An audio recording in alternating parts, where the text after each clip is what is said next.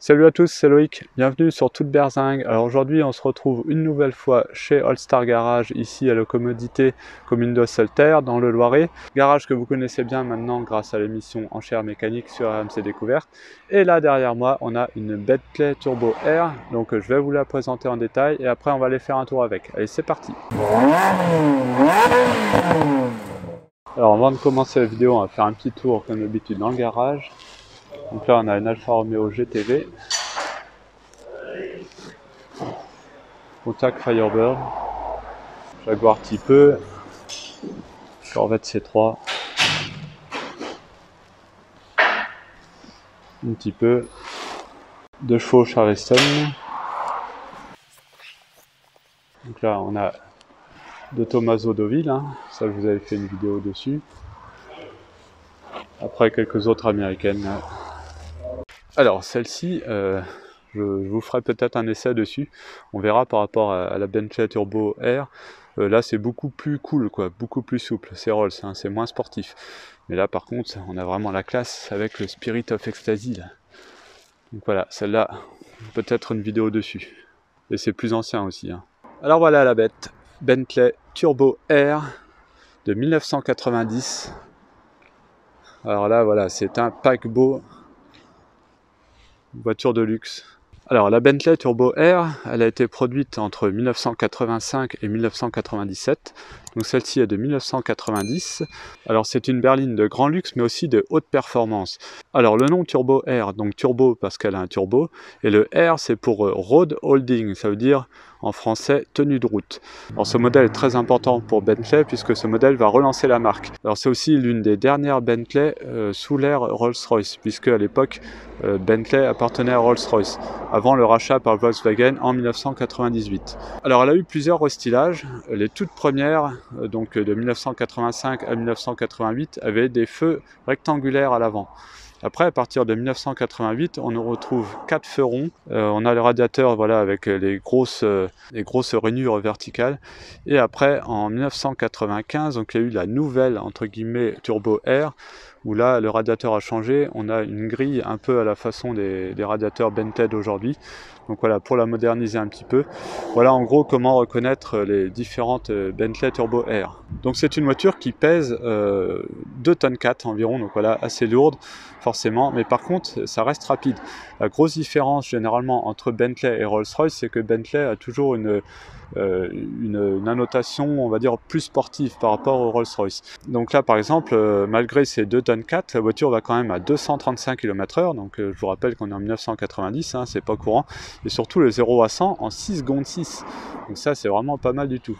Alors après, les toutes premières avec les phares rectangulaires avaient une boîte automatique à 3 rapports. Et à partir de 1988, donc on est passé à la boîte 4 rapports. Donc celle-ci était une boîte 4 rapports. Qu'est-ce qu'on peut dire de plus? Les jantes sont en alliage et c'était une première chez Bentley.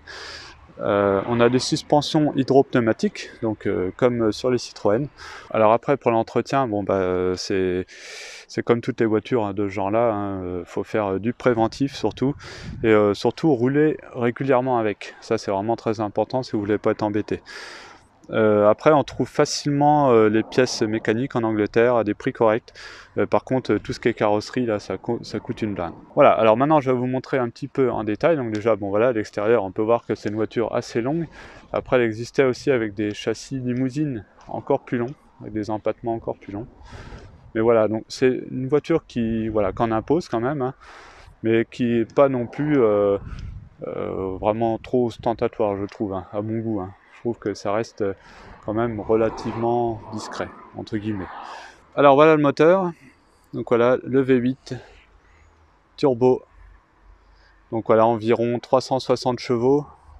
Donc à l'époque en fait Bentley appartenait à Rolls-Royce et Rolls-Royce ne communiquait jamais sur la puissance des voitures. Pour elle, il disait aux clients que la puissance était suffisante, voilà, sans communiquer la valeur, enfin, la puissance exacte. Et en fait, voilà, on estime à peu près à 360 chevaux, donc la puissance de ce V8. Et donc on peut voir que le capot est assez grand et il n'y a pas beaucoup de place, quoi. Donc voilà, c'est bien chargé à l'intérieur. On a le turbo ici. Et voilà, quoi. Après, donc les suspensions avec des sphères, hein, comme chez Citroën, c'est le même principe. Alors notez le petit détail qui tue quand même, là c'est la lumière hein, qui est là pour éclairer, si vous êtes en panne de nuit comme ça, au moins vous voyez clair. Voilà, c'est les petites touches classe Bentley. Voilà, donc très belle couleur ici avec le pourtour chromé. Hein. Là on a un petit Bentley ici. Alors ce qui manque peut-être par rapport au Rolls-Royce, c'est un Spirit of Ecstasy, mais là forcément il n'y en a pas, mais des fois on a des Bentley avec un bouchon de radiateur ici avec le B et puis l'aile derrière. Bon là c'est sympa quand même. Et donc là voilà un énorme capot, une face assez agressive là, avec ses 4 feux ronds, j'aime bien. Après à l'arrière, on va retrouver donc inscription Bentley Turbo Air. Et là regardez, le truc que j'adore, c'est toujours sur toutes les Bentley vous avez ça, le petit B là qui se relève pour mettre après la clé ici pour ouvrir le coffre. Alors d'ailleurs si je vous ouvre le coffre, regardez, hop, voilà, on a quand même pas mal de place et là c'est tout en moquette quoi, c'est la classe. Voilà, il n'est pas très profond mais il est assez grand en surface au sol on va dire. Voilà, alors maintenant on va regarder l'intérieur. Alors l'intérieur, voilà, là c'est le grand luxe. On peut voir déjà que là on a donc de la ronce de noyer, hein, évidemment. Là les petits boutons, là regardez, c'est tout fin, c'est tout luxe. Même les poignées de porte ici, là regardez, c'est tout classe. Donc là on a les commandes de vitres, donc pour les vitres avant et arrière. Hein. On a tout ici, haut-parleur ici et ici. Après voilà, donc là on a le grand luxe, c'est des canapés. Franchement on a du cuir de très haute qualité.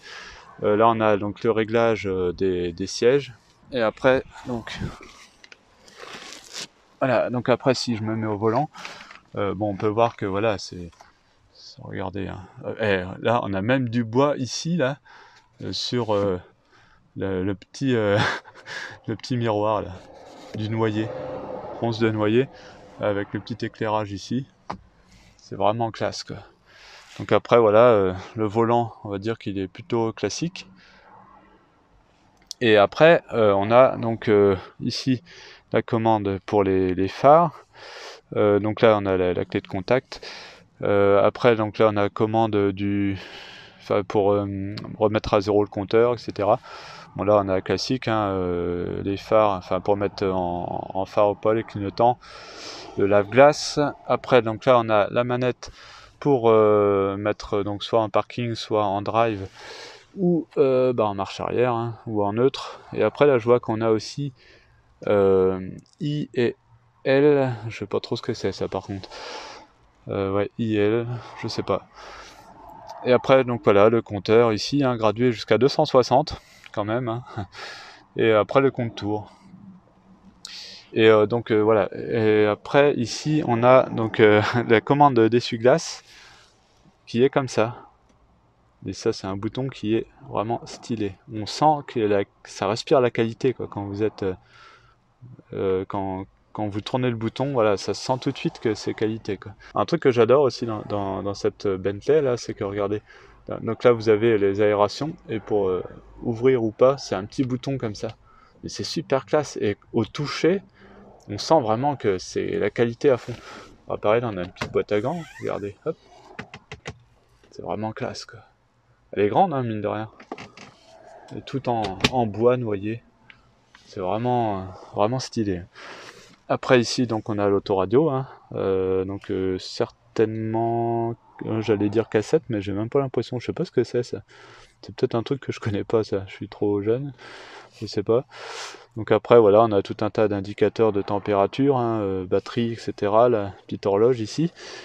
Là on a le Bentley, je sais pas si c'est quelque chose derrière, non a priori il n'y a rien. Après là on a donc la clim, donc là on peut régler la température de clim. Voilà, tout ce qui est ventilation, etc. Alors ça, je sais pas trop ce que c'est. Là, on a un bouton huile. Je sais pas. Ah, alors ça, c'est le bouton pour changer le klaxon. On a deux klaxons différents là-dessus. C'est excellent ça. Anti-brouillard. Après, voilà, bon. En gros, donc là, on peut régler les miroirs ici. Ici. Ah, map miroir. Ah, d'accord. Ah, excellent. Regardez, ça. En fait, c'est pour allumer. C'est pour allumer les lumières et des comment, je sais pas comment on appelle ça, enfin de cartes quoi, lecteur de cartes. Donc voilà, après ici on a un petit cendrier, bien sympathique aussi. Après on a la commande des rétroviseurs de chaque côté, réglage électrique évidemment. Là on a l'allume-cigare, moi je vais pas le sortir. Commande des sièges ici, et après ça c'est pour les sièges chauffants, et mémoire de position des sièges aussi. Voilà. Après on a un coudoir ici. Enfin voilà. Donc là l'intérieur vraiment classe déjà pour le devant.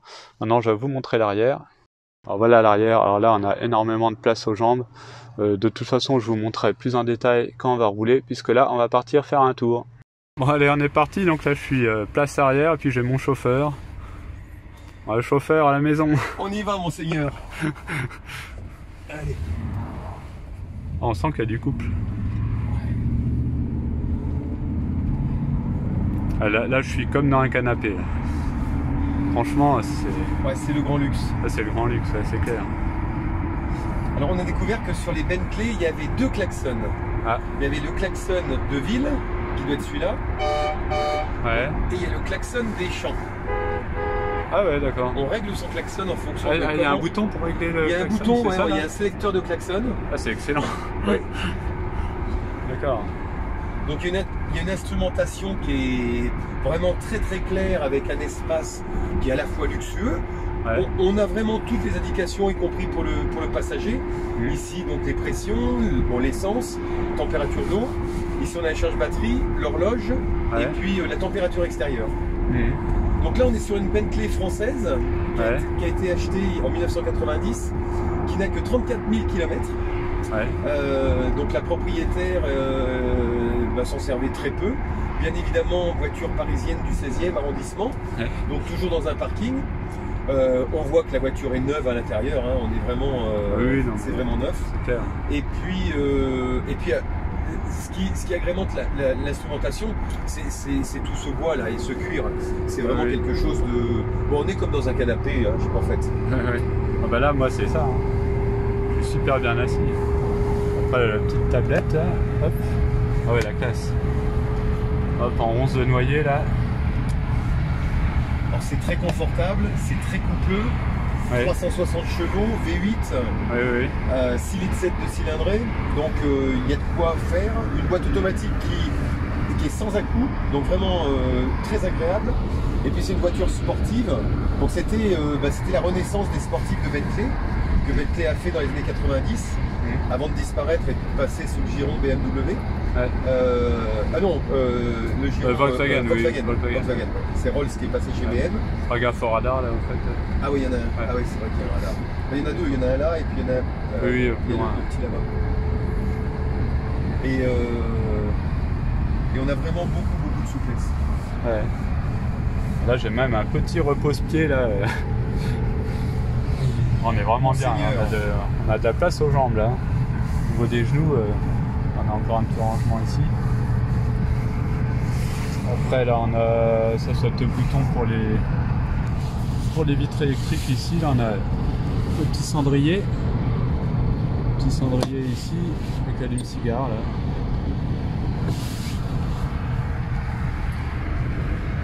Là on a une poignée pour se tenir. Là pour accrocher un cintre.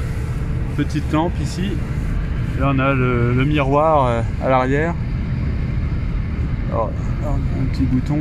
Hop, voilà le bouton là pour allumer la lampe ici. Et puis voilà le miroir. Là c'est vraiment c'est classe. On est au niveau de la décoration d'intérieur, quand on voit les intérieurs de portières, même les repose-pieds là-bas c'est du cuir, de la moquette, c'est tout molletonné. C'était vraiment des voitures qui étaient faites pour qu'on se sente extrêmement bien dedans. Au niveau de la puissance, il n'y a aucun doute. Au niveau de la motorisation et de la robustesse, c'est bon. Par contre, c'est vrai que c'est des voitures qui sont un petit peu techniques au niveau de l'entretien. Elle est chez nous actuellement parce qu'on doit changer les amortisseurs arrière. Je sens que justement, là, toi, ça saute un peu, non? Les amortisseurs arrière sont fatigués. Et ce qui fait que rien que pour changer les amortisseurs arrière, il faut une machine spéciale. C'est des techniques compliquées. On ne sait pas pourquoi c'était aussi compliqué. Parce qu'il y avait de quoi faire des amortisseurs avec des suspensions tout à fait classiques. Mais c'est hydropneumatique, hein, un peu comme les Citroën, ouais. C'est ça hein? Ouais, ouais. Avec des sphères aussi. Avec des sphères, des ressorts et amortisseurs. D'accord. Ouais. Donc il y a un triple système qui est, qui est un peu complexe. Bon, c'était peut-être la volonté aussi de Bentley ou de Rolls-Royce à l'époque.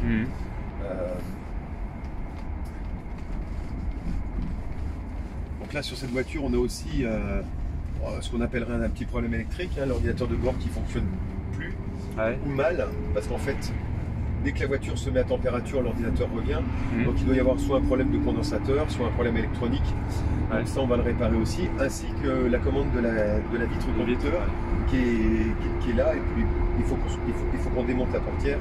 Et il est fort probable que ce soit le moteur d'essuie-glace qui soit le moteur de portière qui soit défectueux. Voilà, puis là on est parti, il n'y a plus qu'à mettre de l'essence dans la voiture et puis on fait tous les kilomètres du monde. Hein.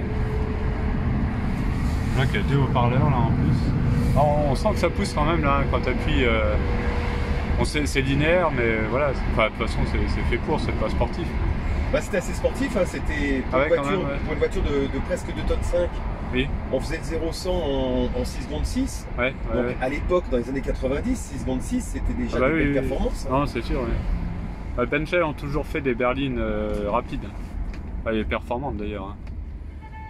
C'était l'intérêt de Bentley en fait, c'est que c'était la manière de se distinguer par rapport à Rolls. C'est plus sportif. Bentley était la division un petit peu sportive, mais bon, ça restait quand même sur des caisses qui n'étaient pas vraiment étudiées, hein, parce que avec la lourdeur de... Quand on prend les châssis, là c'est énorme, c'est tubulaire, c'est énorme.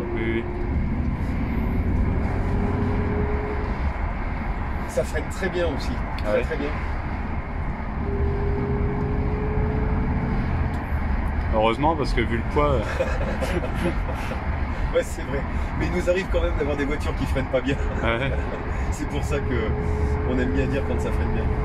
C'est une voiture qui est quand même sportive, mais quand même sa caisse et son design fait que c'est pas une voiture de sport. Par contre, c'est une berline qui va vite. C'est une berline qui va vite et dans de bonnes conditions.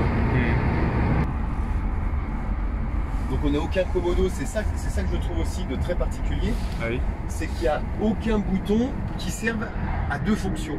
Chaque bouton n'a qu'une utilisation.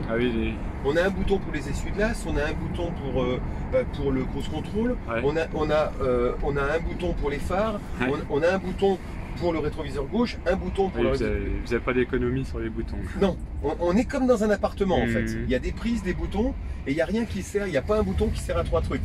Ce qui est complètement l'opposé des conceptions, notamment des voitures d'aujourd'hui, où avec un écran on fait tout en fait. Alors que là c'est vraiment quelque chose, chaque commande d'aération c'est une petite tirette. Donc chaque tirette on la tire, on la commande comme on veut. Ouais, c'est très qualitatif, hein, quand on voit là, les chromes, c'est superbe.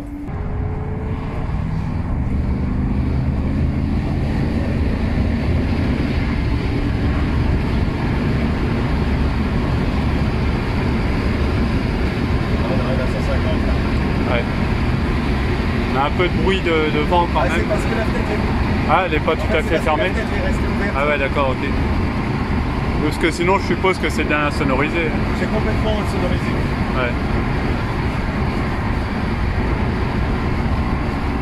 Alors ça se dandine un peu de l'arrière. Oui. Donc vraiment, on voit bien. Hein. Et ça se conduit tout seul en fait. Vraiment. J'imagine. On va s'arrêter au Templier, tu vas faire demi-tour et puis tu vas prendre le ballon. Ok, merci.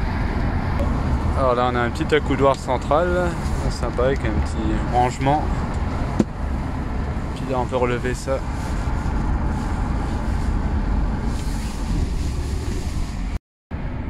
Mais ouais, là, on est vraiment comme dans un canapé là. Allez, on rentre au Templier. Voilà. Alors c'est un hôtel-restaurant. 4 étoiles. Château. 5 étoiles même. Ouais, 5 étoiles. 5 étoiles, bien sympa. De temps en temps, des voitures sympas ici. Ah oui. Ouais, c'est l'espace pour avoir de belles voitures. Allez, on est parti, Loïc, à bord de la Bentley Turbo Air. Voilà. C'est pas habituel, c'est un V8 aussi. Le petit paquebot pour sortir des Templiers. Du coup, je pars. Je peux aller tout droit. Comme tu veux, comme tu veux. soit on rentre, soit... Non, non.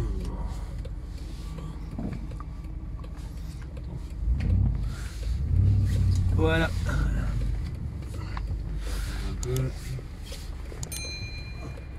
Après le camion, c'est bon. On sent qu'il y a du couple hein, tout de suite. Ouais, c'est... Le seul défaut de cette voiture, c'est son poids si on veut prendre le caractère sportif. Mais malgré tout, faire 6 secondes au 0-100, c'est quand même pas mal. Oui. Bon, après, c'est bien évidemment au détriment de la consommation. Hein, parce qu'on est en général entre 18 litres et 35 litres. Donc... Le compteur, il fonctionne pas. Non, justement, il est électronique. Ouais, ouais. Donc pour l'instant... On sait pas que en route.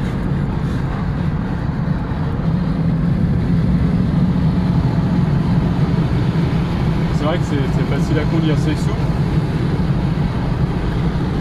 C'est assez souple. C'est souple, ça répond bien. Si tu freines, ça freine super bien. Ouais.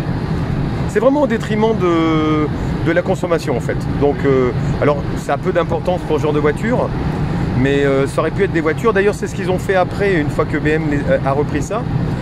Volkswagen a repris ça, c'est qu'ils ont fait les dernières qui étaient quand même beaucoup plus sportives et puis qui avaient des consommations qui étaient quand même moindres. On était plutôt sur du 18 litres. Donc,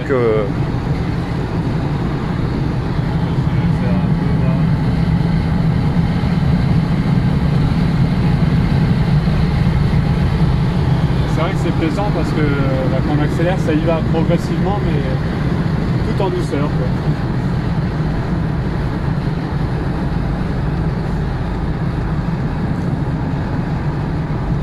alors, on est un petit peu trimballé là parce que les amortisseurs arrière, mais autrement, mais la qualité des sièges est incroyable en fait. Oui, non, mais même là, le chauffeur était bien traité aussi. C'était un privilège. Ouais.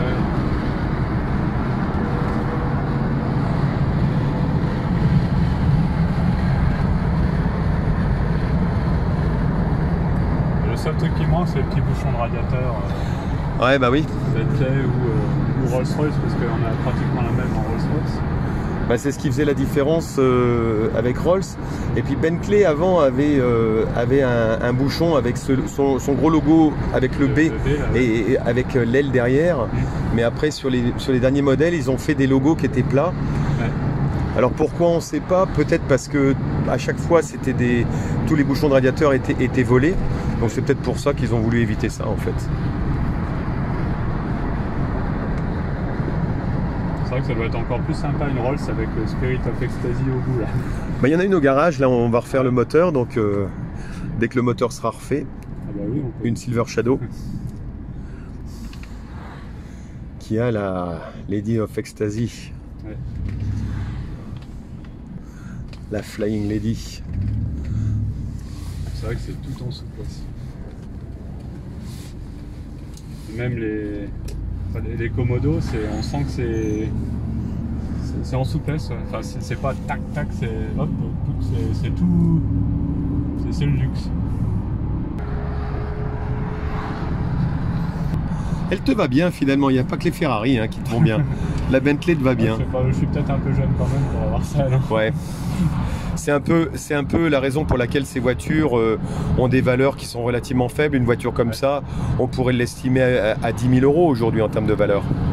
Donc, 10 000 €, c'est tout. Oh oui, 10 000 € parce que il n'y a plus tellement d'engouement pour ça. C'est pas des voitures qui sont comment dire, des voitures plaisir en termes d'image. C'est des grosses voitures. Bon, Bentley, c'est quand même symbole de comment dire, d'un autre monde. C'est des voitures où justement on est toujours on est sur une grosse berline, donc on profite pas forcément de l'été, et puis c'est des voitures qui en termes d'entretien, à chaque fois qu'il y a quelque chose, ça coûte cher, donc c'est pas forcément des voitures qui sont très demandées. Et puis surtout depuis les années 80, mais Rolls-Royce et Bentley fabriquaient de plus en plus de voitures, donc il y en a beaucoup. Le marché américain est inondé de Rolls et de Bentley des années 80-90 qui sont parfois à des prix dérisoires. Après, on revient toujours sur cette notion. Le prix, c'est une chose, mais après, il faut voir aussi l'état de la voiture. Mais cette voiture-là, aujourd'hui, moi, je l'estime à 10 000, 12 000 euros. Elle a que 34 000 km, c'est vrai, donc ce qui lui donne une vraie valeur. Elle a un état qui est parfait, mais il n'y a pas tellement d'opportunités d'avoir des voitures à 20, enfin des Bentley comme ça à 20 000 ou 30 000 euros. Hein. Donc, après, l'avantage, c'est que ça peut être rapidement amorti en lavant pour des mariages ou des choses comme ça. Ah oui, bien sûr. Après, ça peut être une vraie voiture plaisir, mais très souvent, c'est quand même un peu ostentatoire comme véhicule. Donc, dans les voitures anciennes, la plupart du temps, les gens veulent plutôt une voiture sympa plus qu'une voiture un petit peu arrogante. Alors là, le côté turbo amène un petit côté sportif, mais ça reste Bentley. La boîte de vitesse, elle est hyper souple, on sent rien du tout. Le passage et rapport, je crois que c'est une boîte GM, non? Ah oui, bien sûr. Ça, ouais. Bah oui, Bentley a toujours utilisé les boîtes GM depuis. Je sais pas à l'avant-guerre, mais après-guerre, c'était GM, ouais, il me semble. On sent absolument rien, on sait même pas du tout dans quel rapport on est, enfin on sent pas en fait passer. C'est vraiment en douceur. Ça y est, on voit l'ordinateur de bord qui se met en marche. Ah oui, ça y est. Voilà. Ouais, on doit avoir un problème électrique. Soit il y a une résistance qui est faible et qui se met à fonctionner à chaud. Et donc très bientôt, tu vas voir le compteur. Mais on voit que pour des voitures qui étaient vraiment des voitures de luxe à l'époque, hein, parce que c'est des voitures qui valaient à l'époque beaucoup plus qu'1 million de francs. On voit aujourd'hui que l'équipement était quand même relativement basique par rapport aux équipements des voitures de maintenant. Le luxe qu'il y avait, bon, hormis la partie sellerie et bon, les moquettes, tout ça, mais autrement, il y a un autoradio à l'époque haut de gamme, il y a la climatisation, il y a les glaces électriques arrière, et puis autrement, il n'y a rien, il n'y a même pas l'ABS, rien là. Hein. On n'a pas d'airbag sur cette voiture. Ah, là tu t'énerves. On va en tirer là-bas pour le radar. Ah si, on a senti un petit peu le...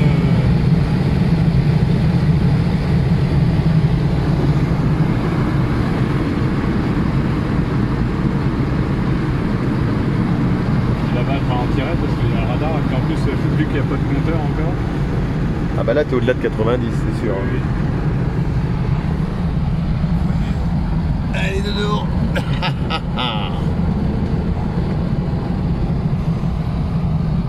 On rend pas compte, mais là, je vais être bon. Là t'es bien là. Je pense qu'on va rester comme ça. Ouais. Bah, tu regardes à 1500. Ah ouais, je pense. Des fois, on n'a peut-être pas trop de sensation de vitesse vu qu'on est assez haut. Donc, bon, ça va pas flasher.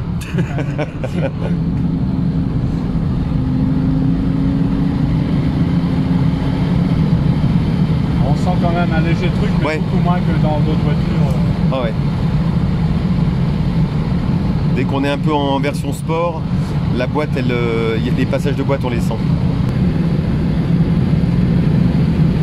Le réservoir, il fait combien? Bah, je sais pas, j'ai pas fait le plein en fait. J'ai mis. Bah, je pense qu'il est assez gros. On doit avoir un réservoir au moins de 80 litres ou 100 litres parce que j'ai mis 50 litres et on était à la moitié. Ouais. Donc on doit être à 80 litres ou 100 litres. Ce qui est logique pour ce genre de voiture, hein, parce que ça fait une autonomie, si on fait du 20 litres, ça fait une autonomie de 500 km. Ouais. Donc ça reste cohérent par rapport à ces berlines qui étaient aussi des routières pour se déplacer. D'autant plus qu'on va apercevoir sur la vidéo que l'essence n'est pas en train de baisser. Ah ouais, non. On arrive à 1,75 pour le 80. 1,80 pour le... Ah là là, 1,80 pour le 98. Je te la mets où? Ben, là où tu veux pour la prendre en photo. Bon, bien voilà pour cet essai de cette Bentley Turbo R. J'espère que ça vous a plu. Une voiture voilà, qui change des voitures sportives. Là, on est vraiment sur du grand luxe. Mais voilà, c'est l'occasion d'en essayer une, c'est vraiment sympa. Donc merci encore à Florian hein, d'Old Star Garage. Donc voilà, une voiture de grand luxe, très souple à conduire. À l'arrière, c'est des canapés, enfin même devant en fait, on est vraiment assis dans des canapés. On sent que tout est souple, tout est en douceur. Une voiture pas très chère aujourd'hui, et puis bah, voilà, un peu sportif, plus sportif qu'une Rolls-Royce, donc assez sympa. Voilà, bah en tout cas, j'espère que cette vidéo vous a plu. Si c'est le cas, n'hésitez pas à mettre un pouce bleu, n'hésitez pas aussi à vous abonner et à activer la petite cloche, comme ça vous serez au courant dès que je mets une nouvelle vidéo. Et on se retrouve à très bientôt dans toute berzingue. Allez, salut!